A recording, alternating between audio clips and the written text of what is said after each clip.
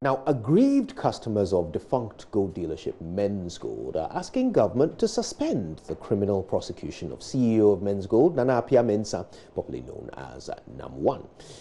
Nam1, who was picked up at the Kotoka airport, has been charged with 2 counts of abetment to defraud by false pretense and 2 counts of abetment to carry out banking business without license, contrary to Section 6(1) of the Banks and Specialized Deposit-Taking Institutions Act.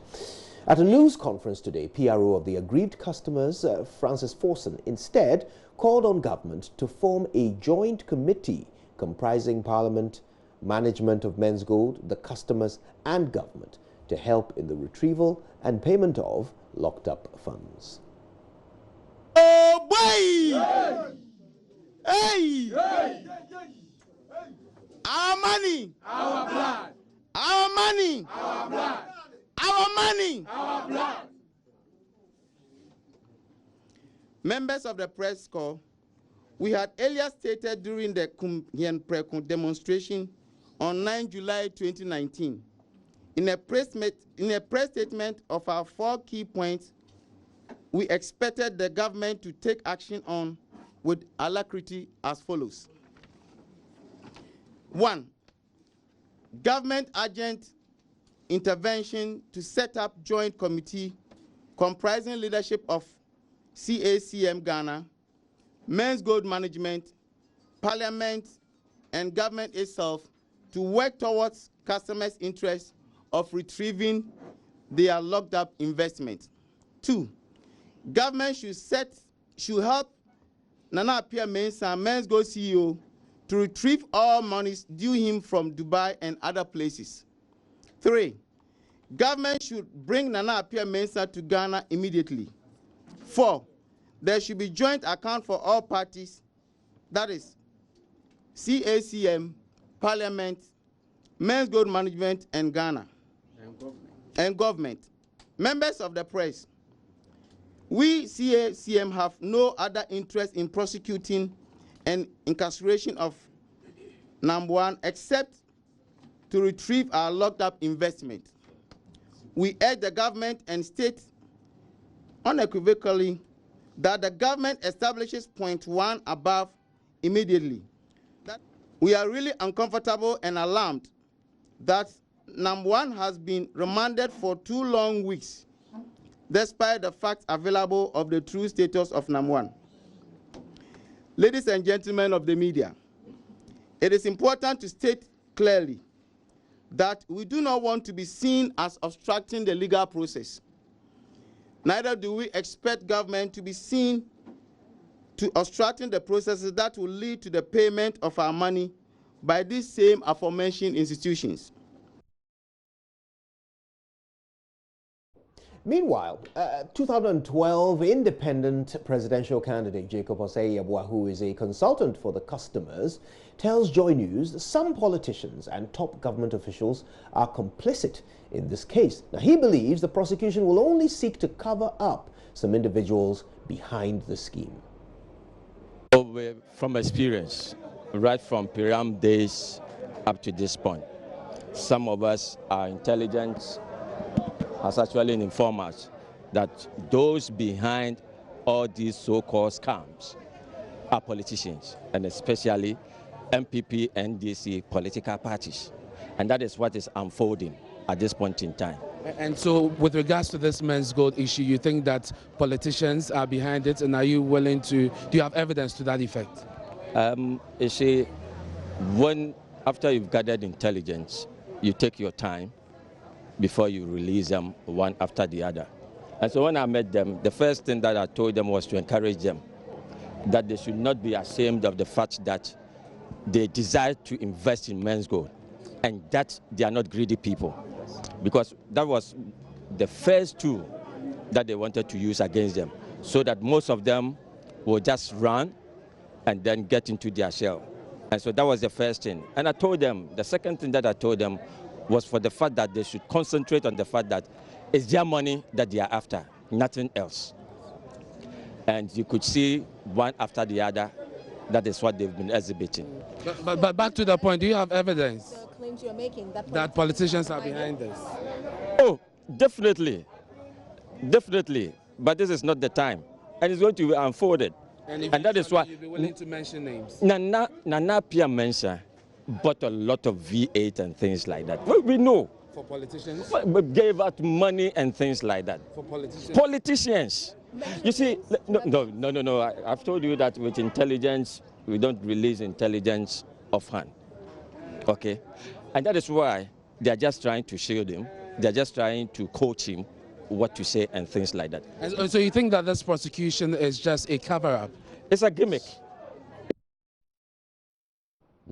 Now, here's the very latest. In the last few minutes, the customers stormed the police headquarters in Accra to present a letter demanding audience with the CEO of Menzgold, Nana Appiah Mensah. Initially, the police resisted, but later met with the leadership of the group. Jacob Osei-Yeboah, who led the meeting with the police, told journalists their letter was rejected by the police. Here's why.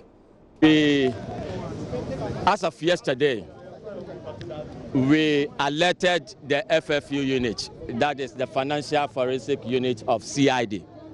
We have been dealing with them amicably since the inception of this Menzgold, the Menzgold Saga.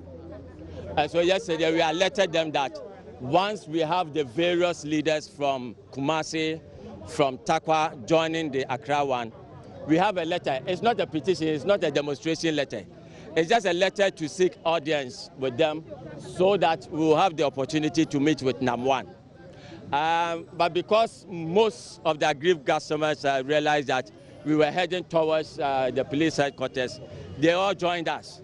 And so the police sees it as a form of demonstration, with the media also following us. And for that matter, the right thing ought to be done. Sir, you went there. What did the police tell you about this letter? No, all what they said was that if they receive the letter as at now, then it means that we've demonstrated and we are presenting a petition. But they know that the content of the letter is not a form of petition. Okay, and so the right thing should have been should be done. So in the letter, who did you demanding? The head of the FFU. In the letter, what are you demanding? And then the head of operations. In the letter, what are you demanding? No, the letter, all what we are demanding is that the customers of Menzgold, they say that they want to seek audience with NAM1. They want to hear from NAM1.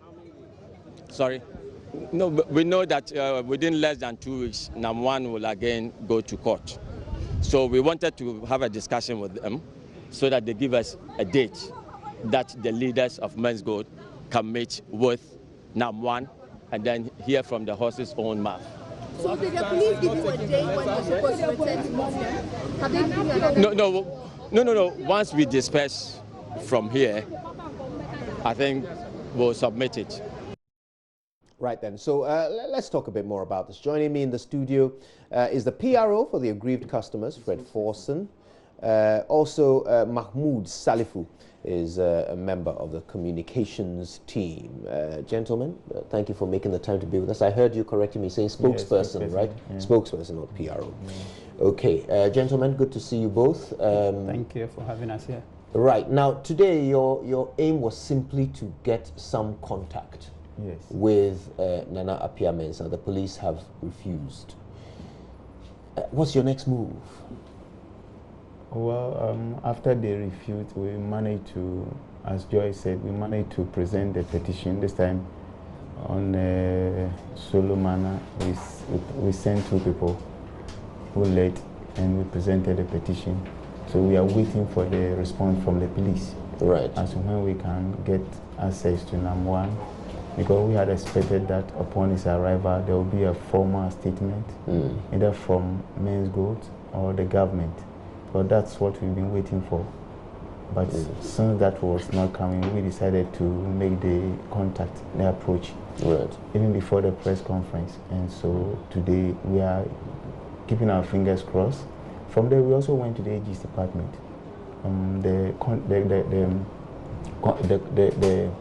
The call.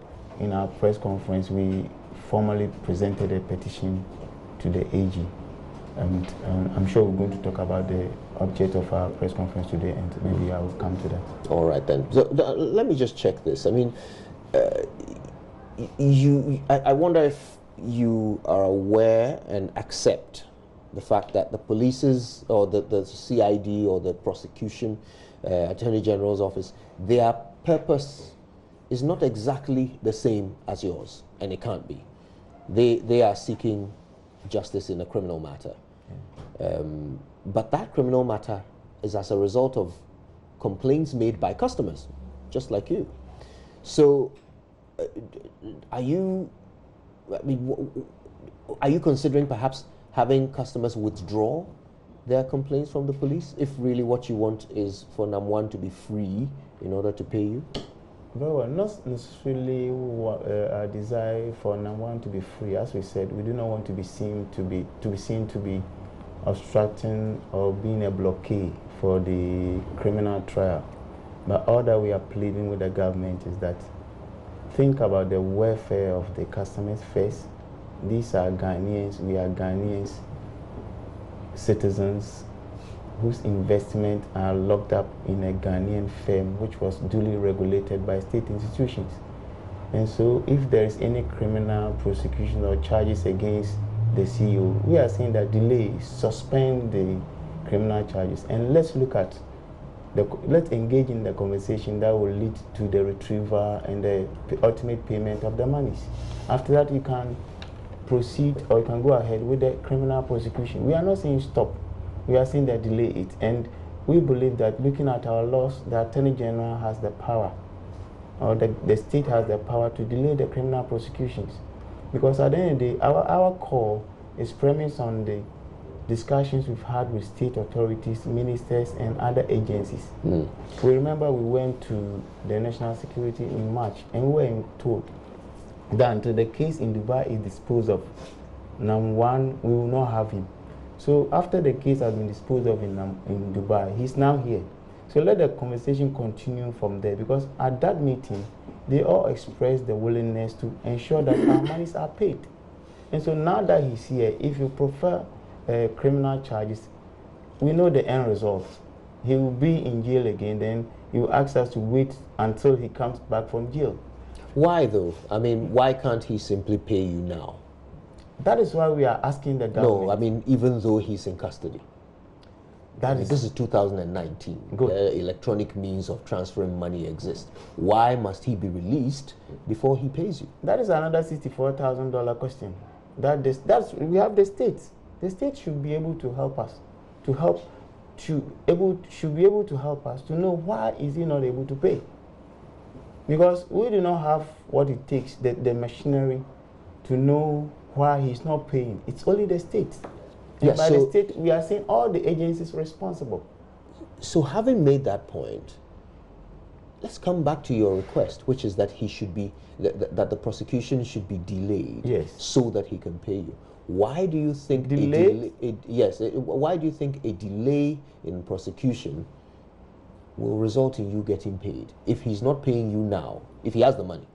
We are not asking for the delayed in vacuum. We are saying that if the government hit this call, then they set up the committee, the joint committee, and we've named the people that wanted them to be part of the committee.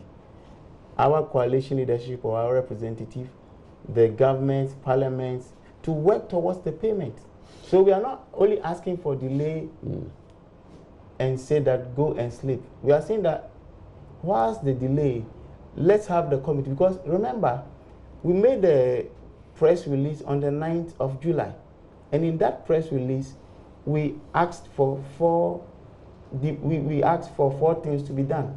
The third one has been done, which is the NAM1 being brought into the country immediately. The first call was set up a joint committee that will work towards the payment of our money. And that is more important to the customer than any other thing. All right. Now, we'll talk in a moment about the customers and their stake in all this. But let me ask you this. If what you want is for a committee to be set up, to go through some sort of process to get your money back, well, why not do that now? Why must the trial be delayed in order for this committee to do its work? Why not simply let them do both like simultaneously? I said, from the conversation we've had since 2018, we were made to understand that Nana Appiah is the center of the whole thing. So his person is needed. And he's here. He's in custody yes, now of, that of he's the here, so why authorities. rush him through prosecution? Why not the conversation centered around where are the investments? How can the monies that are locked up be made available to pay the customers? That's what they are saying. But if it's rush into sales, okay, because the route that we have taken, it's criminal prosecution. Yes. And I'm not sure criminal prosecution will get us our money. If there is an assurance that the criminal prosecution is going to lead to the payment of our money, that's fair enough. But I'm not too sure. Looking at our jurisprudence, which is why I'm asking, why not do both things at the same time? If you believe this committee is the way to get your money, why not set up this committee and let them start working now? Why must the prosecution be delayed in order for the committee to be able to work? Then, Kojo, we are in the same place. So let the government come out today or tomorrow. By the close of the day, we want a statement from the government that assures, okay, I've heeded your call. The committee is here. We are good to go. Right. Now, let's talk about this committee. And in fact, let's talk about the general position of the customers. How many customers are there, as far as you're aware, as an organization, as a group? For us, we can speak to our members, the coalition of agreed customers of Menzgold. The last time we were requested to submit data to FFU of the CID, we were close to 10,000. 10,000, yes. Okay. Now, you've answered every question I've asked so far, and your colleague has been quiet. So I want to bring you in as well. So we're looking at about 10,000 members, all right?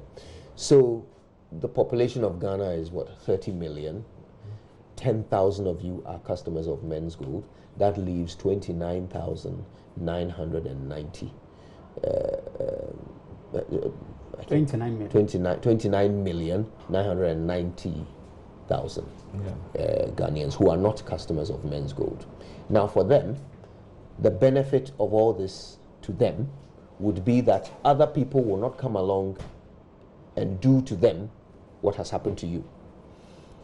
So if the Attorney General is working for this nation, whose interest should they prioritize?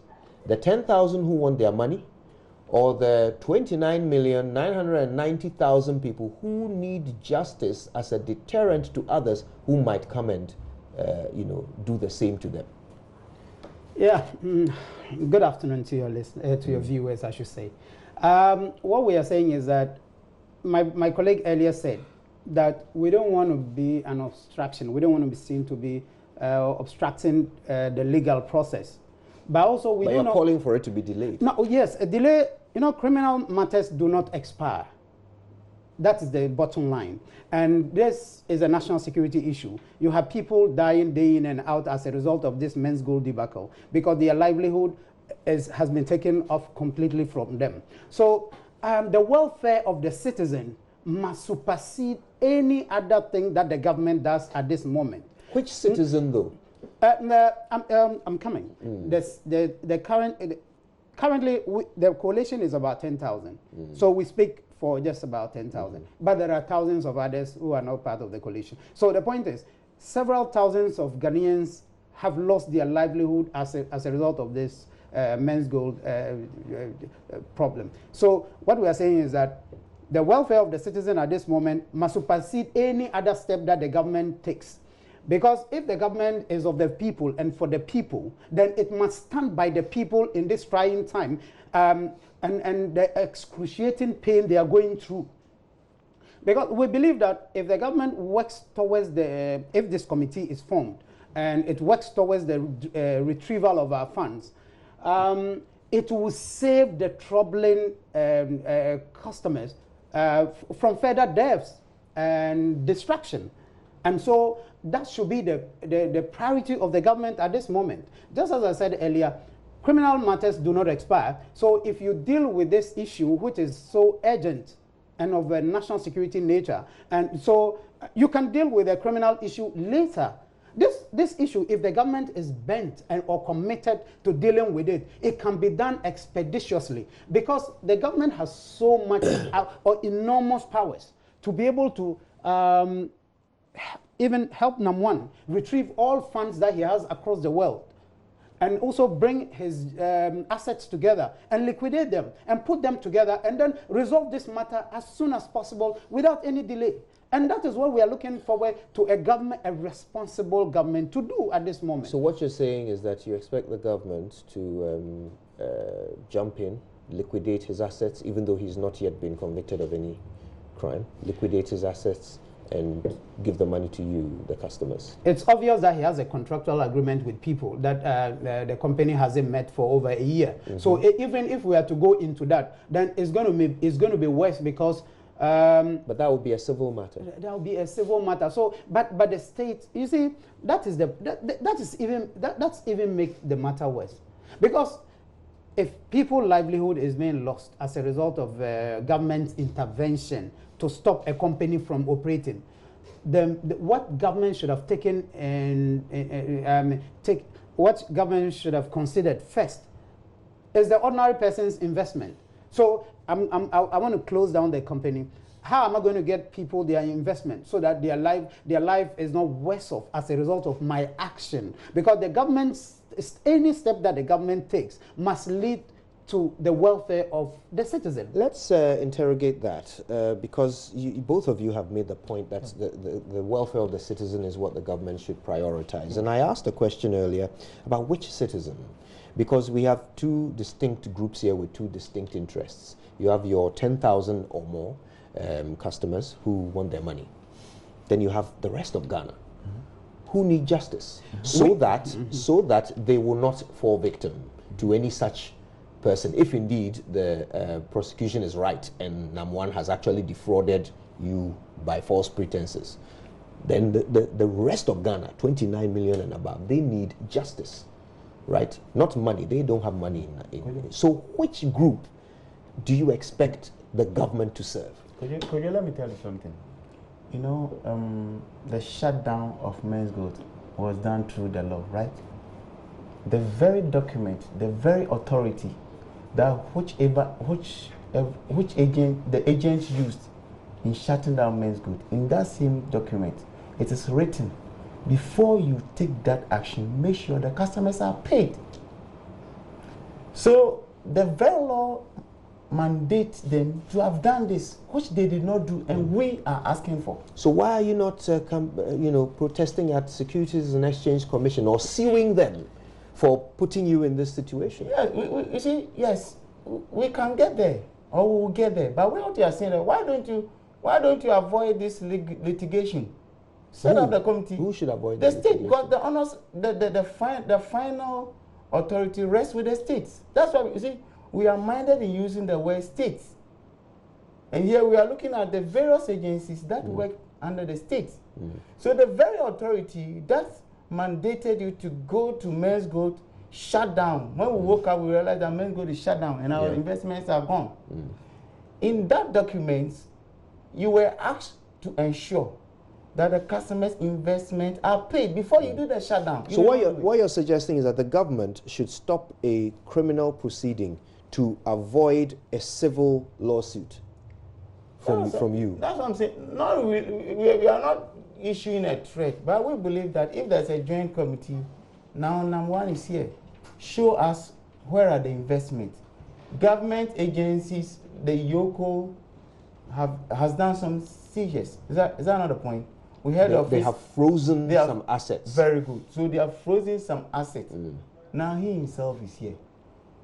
Have that conversation that will lead to how those assets can be made available and pay the customers.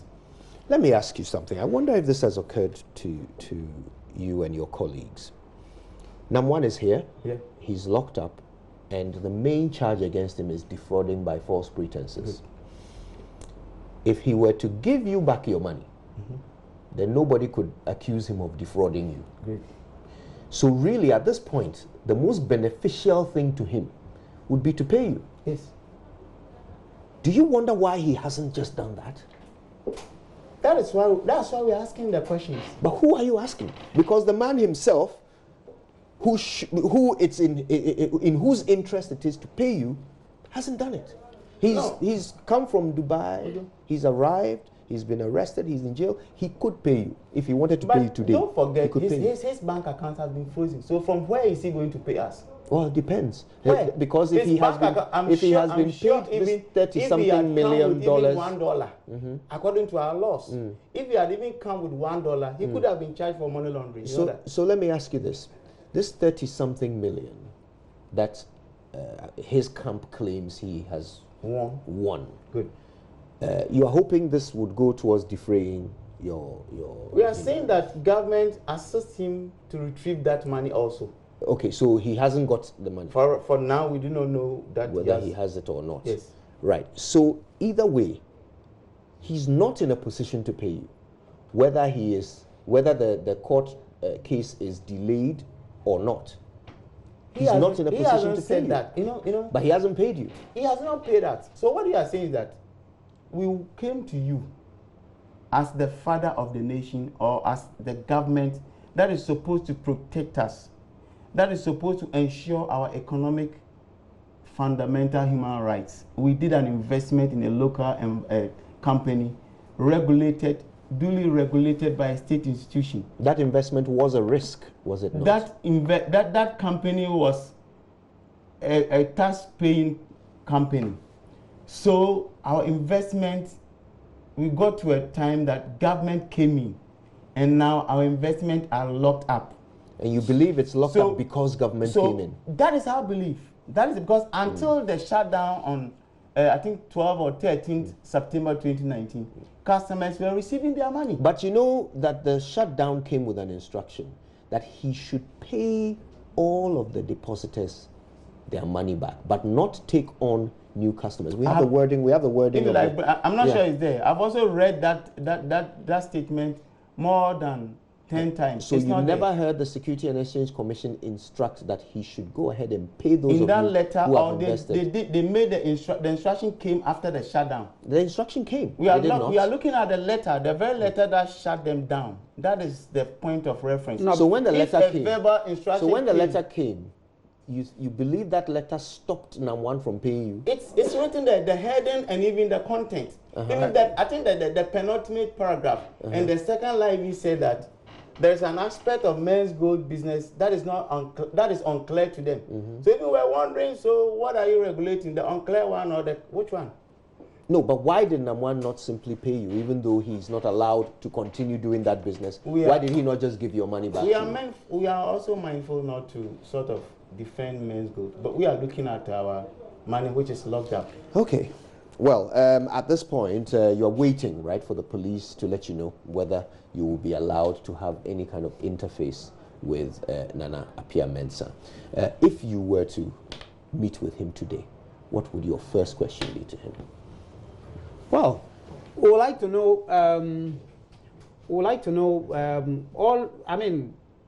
What he has in mind in terms of payment, because just as you mentioned a while ago that the Security and Exchange Commission asked him to shut down, but they did not. But maybe later it was the pay us was an afterthought. You get it?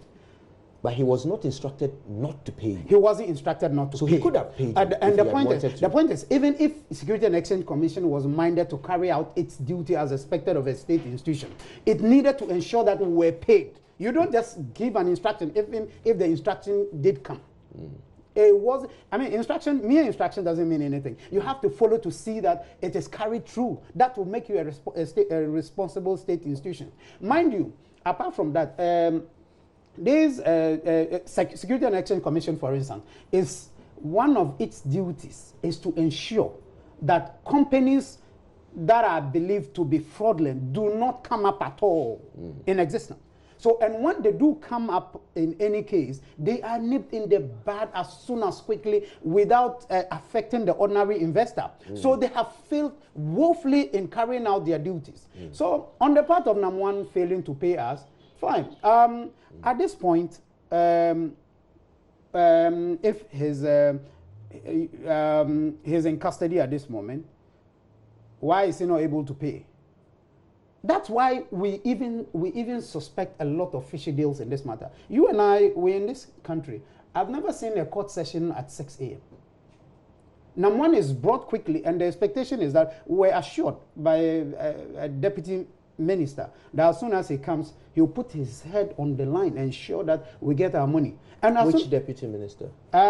I would not like to put his. Well, this is a government official who works for all of us. I don't think I'll hold that for now. Keep his name secret. But he's a deputy minister. What did he say exactly? He told us that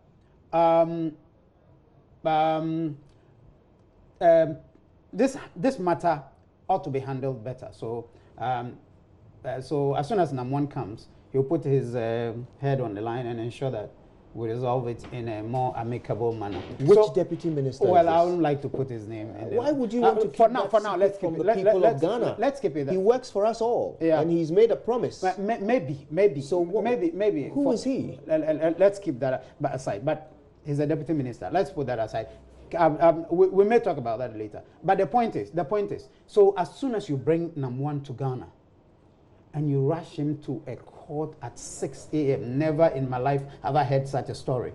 Could it be that there's something fishy about this whole deal? Is it the case that some government officials are complicit in the matter? Because we are hearing a lot of rumors. Did you attend court at 6 a.m.? Did any of your members attend court? Some of us were on our way to court when we heard that the matter had been dealt with and Nam1 had been remanded. And the other issue about the rumors as to why government is dealing with this matter that way is that I've heard it. I don't know how true it is, so I do not intend to glorify it, but just to let people know one of the reasons why some of these, we suspect that government is dealing with this matter this way. There's a belief that some of Nam1's funds and some of his accounts have been used by some state officials, if not state institution, but some officials. So they will not like, if Nam1 is free, he will get to know what they have used his money for. Well, it is Yoko that froze his assets. Yeah, so there are rumors all over. What you're saying is that you suspect, because that's what you said. That's what we hear. We don't intend to put a lot of weight on that. But right. For now, that's what we hear. Right. Well, because in the absence of evidence, you don't want to make any accusations that you can't back up. We do not want to meddle in. Right. Things that we can. That is fine. But that is fine. Our so two key issues is that government should come up with a statement with the joint committee. Right. That's our focus. And then when we talk all day long, it's our money that we want. Fair enough. Well, I want to thank you both for your time with us. Thanks for explaining your position.